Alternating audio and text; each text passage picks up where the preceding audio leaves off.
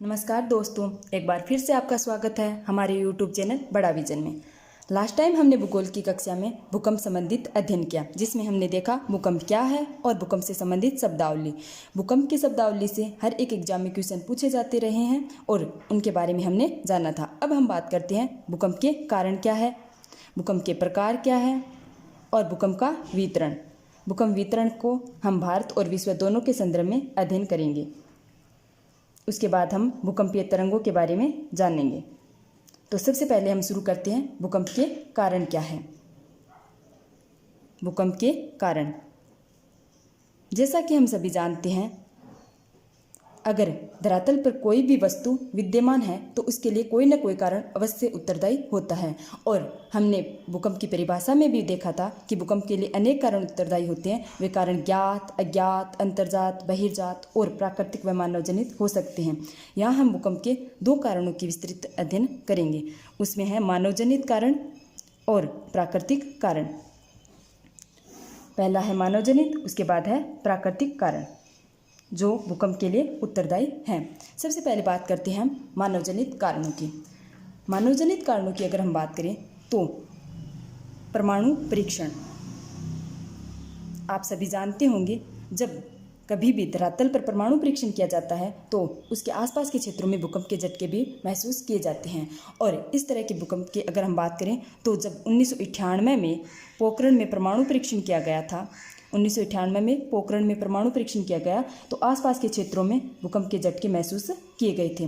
दूसरा मानवजनित अगर कारणों की हम बात करें तो उसमें है बांध का निर्माण। बांध का निर्माण, बांध के निर्माण की अगर हम बात करें तो हमारे धरातल पर विभिन्न प्रकार की प्लेटें पाई जाती हैं। हमारे धरातल में विभिन्न प्रकार की प्लेटें पाई जाती हैं। उन प्लेटों की मोटाई और समुद्र तल से ऊंचाई अलग अलग होती है और इसी कारण उनकी धारण क्षमता भी अलग अलग होती है। तो कई बार ऐसे क्षेत्रों में बांध का निर्माण कर दिया जाता है जिनकी धारण क्षमता है वह कम होती है। और इसी तरह है कोयना नदी, जो कि महाराष्ट्र में स्थित है। कोयना नदी महाराष्ट्र में स्थित है, उस पर डैम बनाया गया था और उस डैम में 1967 में दिसंबर 1967 में भूकंप आया और उस भूकंप के लिए जो कारण उत्तरदायी था वह था बांध का निर्माण करना। अब आगे हम बात करें तो इसके लिए उत्तरदायी कारणों में है खनन क्रिया। जब अत्यधिक गहराई तक खनन कार्य किया जाता है तो उससे भी भूकंप आते हैं। अब हम आगे बात करें कि मानवजनित कारणों में क्या है तो वो है अत्यधिक जलदोहन। अत्यधिक जलदोहन, जब अत्यधिक भूमिगत जल दोहन किया जाता है तो उससे भी भूकंप आते हैं। अब हम बात करते हैं प्राकृतिक कारणों की। सबसे पहले हम देखते हैं कि प्राकृतिक कारण कौन कौन से हैं। तो उनमें है, सबसे पहले बात करें प्लेट विवर्तनी की, उसके बाद है भूपटल भ्रंशन, उसके बाद है भू असंतुलन, उसके बाद है ज्वालामुखी,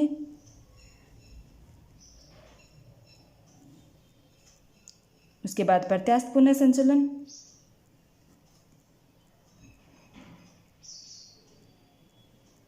उसके बाद है उल्कापात और पृथ्वी की घूर्णन गतियां।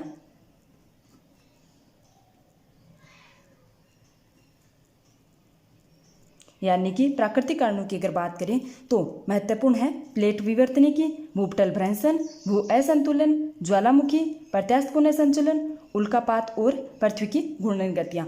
इनके बारे में हम विस्तृत अध्ययन करने वाले हैं। सबसे पहले हम देखते हैं प्लेट विवर्तनी की। प्लेट विवर्तनी की, प्लेट विवर्तनी की अगर हम बात करें तो हमारे धरातल के भीतर विभिन्न प्रकार की प्लेटें पाई जाती हैं। वे प्लेटें महाद्वीपीय और महासागरीय प्लेटों के रूप में अवस्थित है। महाद्वीपीय और महासागरीय प्लेटें, इन प्लेटों में विभिन्न प्रकार की गतियां होती रहती है। इन प्लेटों में विभिन्न प्रकार की गतियां होती रहती है। उन गतियों की अगर हम बात करें तो अभिसरण, अपसरण और संरक्षी गतियां। जब प्लेटों में विभिन्न प्रकार की गतियां होती है तो धरातल पर भूकंप आते हैं। वो इस तरह से, जैसे कि अभिसरण की गति होती है तो प्लेटें एक दूसरे की तरफ गति करती हैं। अपसरण की होती है तो प्लेटें एक दूसरे से दूर गति करती है, और सुरंग सी में प्लेटें एक दूसरे के समानांतर गति करती है। तो ऐसे में जब आंतरिक रूप से बल लगता है, आंतरिक रूप से जब गति होती है तो धरातल पर भी उसके प्रभाव देखने को मिलते हैं, और वह प्रभाव प्लेट विवर्तनिकी का प्रभाव भूकंप के रूप में सामने आता है। अब हम दूसरे कारण की, प्लेट विवर्तनिकी के कारण आने वाले भूकंप की अगर हम बात करें तो जो पर्वतीय क्षेत्र है, खासकर हमारे हिमालय में जो भूकंप आते हैं वह इसी कारण से आते हैं। हिमालय पर्वतमाला में आने वाले भूकंप प्लेट विवर्तनिकी का ही परिणाम है। अब हम बात करते हैं दूसरा महत्वपूर्ण कारण, तो वो है भूपटल भ्रंशन। भूपटल भ्रंशन, भूपटल भ्रंशन की अगर हम बात करें तो हमारे धरातल में विभिन्न प्रकार की प्लेटें पाई जाती हैं, और जब प्लेटों में अपसरण की गति होती है, जैसा कि हमने बात की, जब प्लेटों में अपसरण, अभिसरण का मतलब होता है प्लेटों का एक दूसरे की तरफ आना, अपसरण का मतलब होता है एक दूसरे से दूर जाना, और सुरंग में प्लेटें एक दूसरे के समानांतर गति करती हैं। भूपटल भ्रंशन में होता क्या है कि जब प्लेटें एक दूसरे से दूर जाती हैं तो बीच में दरार का निर्माण हो जाता है, जिसे हम भ्रंश कहते हैं। इस भ्रंशन की क्रिया के दौरान जब बीच में घाटी का निर्माण होता है तो उसे हम भूपटल भ्रंशन कहते हैं, और उसके आसपास के क्षेत्रों में भूकंप आते रहते हैं। और इस तरह के भूकंप की अगर हम बात करें तो महत्वपूर्ण एग्जाम्पल्स की अगर हम देखें तो जो महान भ्रंश घाटी है, अफ्रीका महाद्वीप में स्थित है महान भ्रंश घाटी, वहाँ पर भूकंप आते रहते हैं, और उसके लिए जो कारण उत्तरदायी है वह है यह भ्रंशन की क्रिया, प्लेटों में भ्रंशन होना या अपसरण की गति होना। उसके बाद अगर दूसरे एग्जाम्पल की हम बात करें तो एक है जुआन डी फूफा। कई किताबों में आपको हुआन डी फूफा भी देखने को मिलेगा, हुआन डी फूफा। महान भ्रंश घाटी अफ्रीका महाद्वीप, ये हमारा अफ्रीका महाद्वीप है। इस अफ्रीका महाद्वीप में जो ये पूर्वी भाग है, इसमें भ्रंशन के दौरान एक महान भ्रंश घाटी का निर्माण हुआ है, और इसके आसपास के क्षेत्रों में भूकंप आते हैं, उसे हम भूपटल भ्रंशन के कारणों में शामिल करते हैं। उसके बाद जो हमारा उत्तरी अमेरिका महाद्वीप है, उसकी यूएसए और कनाडा की सीमा के बीच जो अलास्का का एरिया है, वहाँ पर एक भ्रंश घाटी का निर्माण हुआ है, उसे हम जुआन डी फूफा के नाम से जानते हैं। और यहाँ पर जो भूकंप आते हैं उसे हम भूपटल भ्रंशन के कारणों में शामिल करते हैं। अब हम आगे देखते हैं अन्य कारणों की अगर हम बात करें तो वो है भू असंतुलन। भू असंतुलन के कारण भी भूकंप आता है। जैसा कि हमने बात की भू असंतुलन के कारण जैसा कि हमने बात की, धरातल के भीतर विभिन्न प्रकार की प्लेटें पाई जाती हैं, और उनमें विभिन्न प्रकार की गतियां होती रहती है, और जब विभिन्न प्रकार की गतियां होती है तो कई बार प्लेटों में संतुलन नहीं हो पाता, अव्यवस्था हो जाती है, और उसकी वजह से भी भूकंप आते हैं। जैसे कि ये प्लेट है, इसके बाद ये प्लेट है, इसके बाद ये प्लेट है, तो ये प्लेटें एक दूसरे में व्यवस्थित नहीं हो पाई, एक दूसरे के साथ सामंजस्य नहीं बैठा पाने के कारण आसपास के क्षेत्रों में भूकंप आते हैं। और इस तरह के भूकंप की अगर हम बात करें तो फॉर एग्जाम्पल हम देखते हैं हिंदुकुश पर्वत श्रृंखला है जो पाकिस्तान की पश्चिमी सीमा बनाती है। उस क्षेत्र में जो भूकंप आते हैं उसके लिए भू असंतुलन उत्तरदायी कारण है। और इस तरह का भूकंप 1949 में हमारी स्वतंत्रता के समय भूकंप आया था, जो आंतरिक प्लेटों में असंतुलन की वजह से आया था। अब हम आगे बात करते हैं, ये था हमारा तीसरा महत्वपूर्ण कारण। और उसके बाद हम आगे बात करते हैं ज्वालामुखी। भूकंप के लिए अगर सर्वप्रमुख कारणों की बात करें तो उसमें है ज्वालामुखी।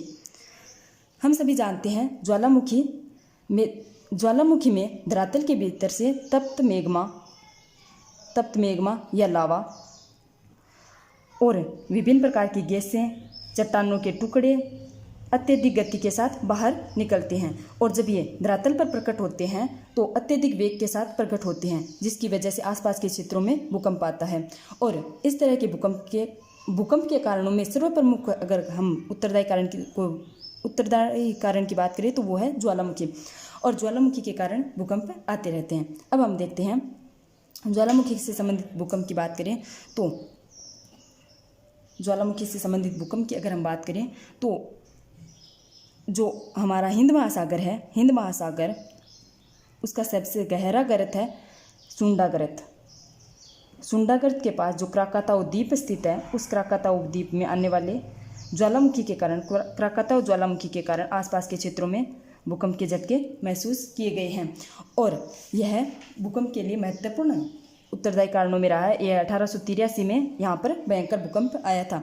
अब दूसरे अगर हम एग्जाम्पल की बात करें तो जो यूरोप महाद्वीप है उसके भूमध्य सागर में इटली का सिसिली द्वीप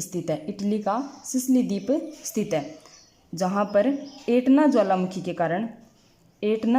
के कारण भयंकर भूकंप आया था और यह भूकंप आया था 1968 में। हमें याद रखना है ये एक महत्वपूर्ण ज्वालामुखी भूकंप है क्राकाताओ और दूसरा है एटना ज्वालामुखी भूकंप। अब हम आगे बात करते हैं प्रत्यास्थ पुनः संचलन। प्रत्यास्थ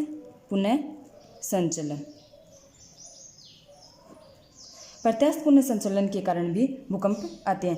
प्रत्यास्थ पुनः संचलन क्या होता है? यह भूकंप से संबंधित एक पर्टिकुलर सिद्धांत है और काफ़ी बार एग्जाम में पूछा गया है कि प्रत्यास्थ पुनः संचलन का सिद्धांत किससे संबंधित है। तो आप सभी को याद रखना है कि प्रत्यास्थ पुनः संचलन का सिद्धांत भूकंप से संबंधित है और इसके प्रतिपादक हैं एच.एफ. रीड ने यह सिद्धांत दिया था। इनके अनुसार प्लेटें लचीली होती है और वह रबड़ की तरह होती है। रबड़ की तरह होने के कारण इनमें तनाव व संपीड़न की क्रिया होती रहती है। जब इनमें तनाव व संपीड़न की क्रिया होती है तो ये काफ़ी गति से आगे खिंचाव होता है और खिंचाव होने की वजह से जब ये पुनः अपनी मूल अवस्था में लौटने का प्रयास करती है तो या तो ये टूट जाती है या अत्यधिक गति के साथ अपनी मूलावस्था में आती है और इस वजह से आसपास के क्षेत्रों में भूकंप के झटके महसूस किए जाते हैं। और प्रत्यास्थ पुनः संचलन का सिद्धांत आपको याद रखना है, यह एच.एफ. रीड के द्वारा दिया गया था। अब हम आगे देखते हैं उल्कापात के कारण भी भूकंप आते हैं। जब ब्रह्मांडीय पदार्थ या ब्रह्मांडीय गोले जब धरातल पर अत्यधिक वेग के साथ और अत्यधिक बड़े आकार के साथ नीचे गिरते हैं तो आसपास के क्षेत्रों में भूकंप के झटके महसूस किए जाते हैं। इसके साथ ही जब पृथ्वी में विभिन्न प्रकार की घूर्णन गतियाँ होती है तो उससे भी घूर्णन की गतियों के कारण भी भूकंप आते हैं, जिसे हम ज्वार भाटा और लघु ज्वार, दीर्घ ज्वार आदि के कारण भी भूकंप आते रहते हैं। अब हम आगे बात करते हैं भूकंप के प्रकार।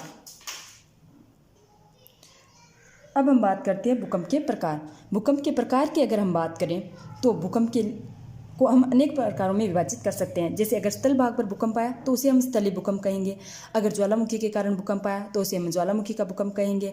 अगर भूकंप सामान्य गति से आया तो हम सामान्य भूकंप और तेज गति से आया तो उसे हम दीर्घकालिक भूकंप कह सकते हैं। इस तरह से भूकंप को अलग अलग भागों में विभाजित कर सकते हैं और इसी को आसानी से पढ़ने के लिए हम भूकंप को 3 आधारों पर विभाजित करेंगे। अब हम बात करते हैं भूकंप के प्रकार। जैसा कि हम सभी जानते हैं भूकंप विभिन्न रूपों में धरातल पर प्रकट होता है। जैसे कि स्थल रूप में प्रकट हुआ तो उसे हम स्थलीय भूकंप कह सकते हैं। अगर भूकंप ज्वालामुखी के कारण आता है तो उसे हम ज्वालामुखी भूकंप कह सकते हैं।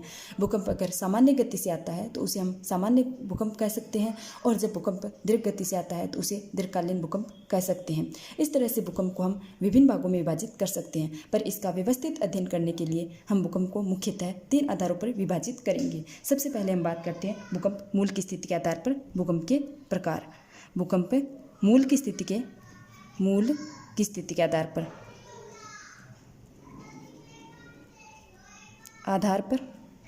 उसके बाद हम देखेंगे कि भूकंप उत्पत्ति के आधार पर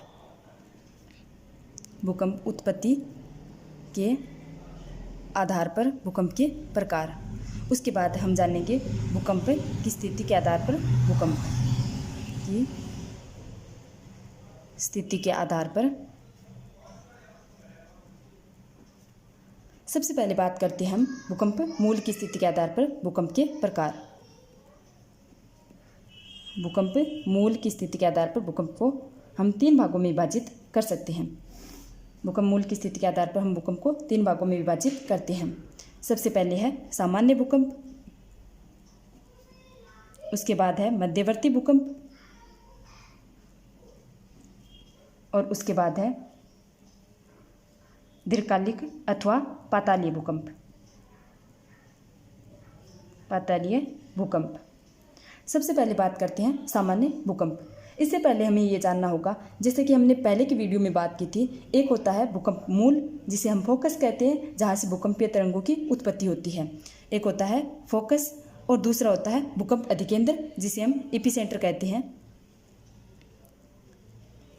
फोकस वह स्थान होता है जहाँ से भूकंप की उत्पत्ति होती है, भूकंपीय तरंगों की उत्पत्ति होती है। और एपिसेंटर वह स्थान होता है जहाँ पर भूकंप सबसे पहले महसूस किया जाता है, सबसे पहले भूकंप का पता चलता है कि भूकंप आया है।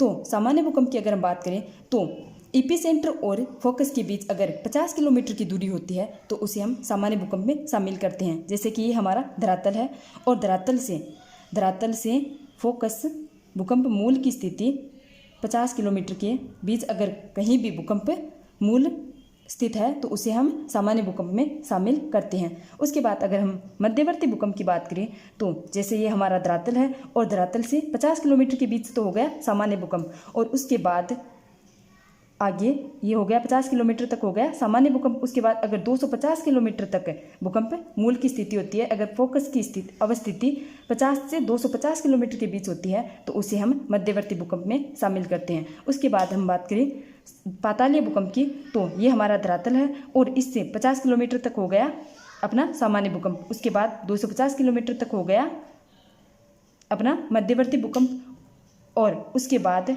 अगर 700 किलोमीटर तक भूकंप मूल की स्थिति होती है तो उसे हम पातालीय भूकंप में शामिल करते हैं। पातालीय भूकंप अत्यधिक विनाशकारी होते हैं। पातालीय भूकंप सबसे अधिक विनाशकारी होते हैं, विनाशकारी सबसे अधिक, और सामान्य भूकंप सबसे कम विनाशकारी होते हैं। सबसे कम विनाशकारी सामान्य भूकंप होते हैं और ये मध्य तीव्रता वाले भूकंप होते हैं। इस तरह से हम देख सकते हैं, जैसे कि हम बात करें अगर कोई भूकंप मूल की स्थिति 30 किलोमीटर है तो उसे हम किस में शामिल करेंगे? सामान्य भूकंप में।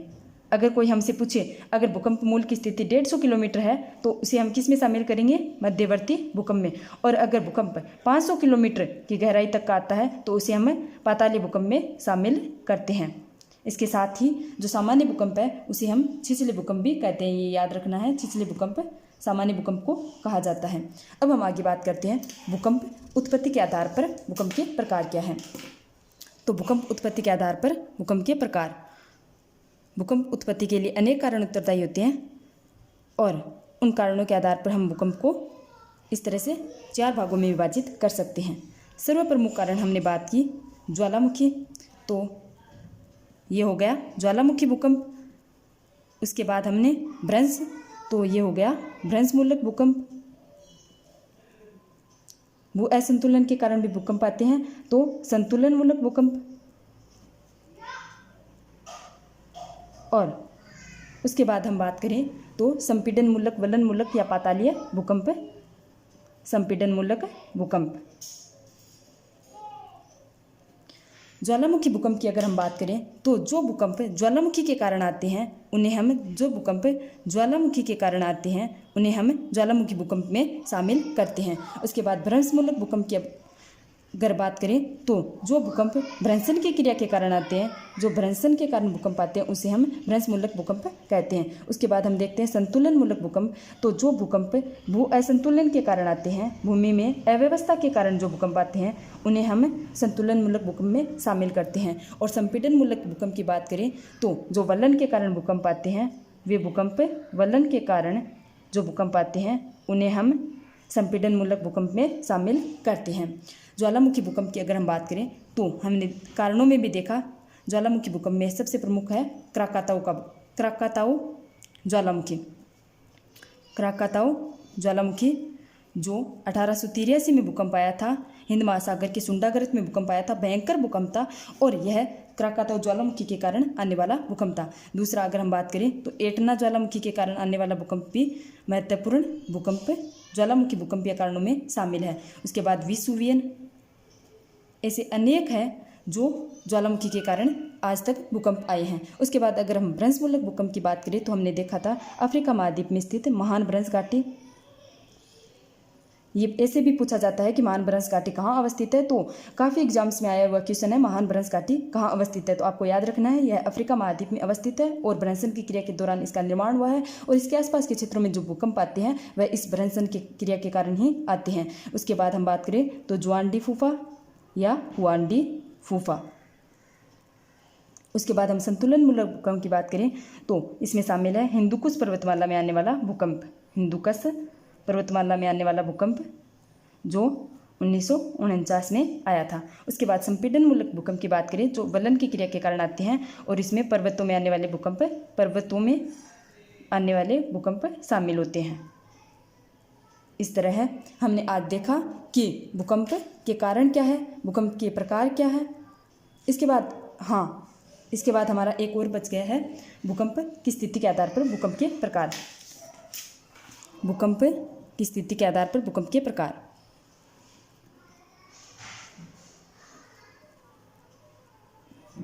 आधार पर भूकंप के प्रकार। भूकंप की स्थिति के आधार पर भूकंप को हम दो भागों में विभाजित करते हैं।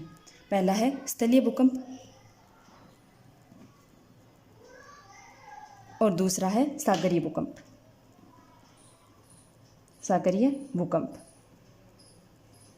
स्थलीय भूकंप। स्थलीय भूकंप की अगर हम बात करें तो जो भूकंप स्थलखंड में आते हैं, जो भूकंप स्थल भाग में आते हैं, उन्हें हम स्थलीय भूकंप में शामिल करते हैं। ये भूकंप हमारे महाद्वीप में, प्रायद्वीप में, द्वीपों में कहीं भी अगर भूकंप आते हैं तो उसे हम स्थलीय भूकंप में शामिल करते हैं।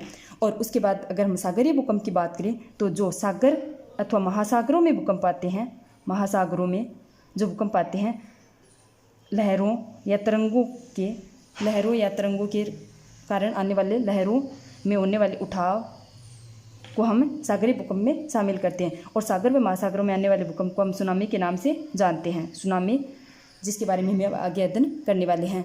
तो आज हमने देखा कि भूकंप के कारण क्या है, भूकंप के लिए क्या कारण उत्तरदायी हैं। उसके बाद हमने भूकंप के प्रकार देखे, जिसमें हमने बात की भूकंप मूल की स्थिति के आधार पर 3 प्रकार, सामान्य भूकंप, मध्यवर्ती भूकंप, पातालीय भूकंप। उसके बाद हमने भूकंप की उत्पत्ति के कारणों के आधार पर 4 भागों में, और उसके बाद भूकंप की स्थिति के आधार पर 2 भागों में स्थलीय और सागरीय भूकंप की बात की। अगर आपको इतना वीडियो समझ में आया तो प्लीज़ वीडियो को लाइक करें, चैनल को सब्सक्राइब करें और ज़्यादा से ज़्यादा शेयर करें।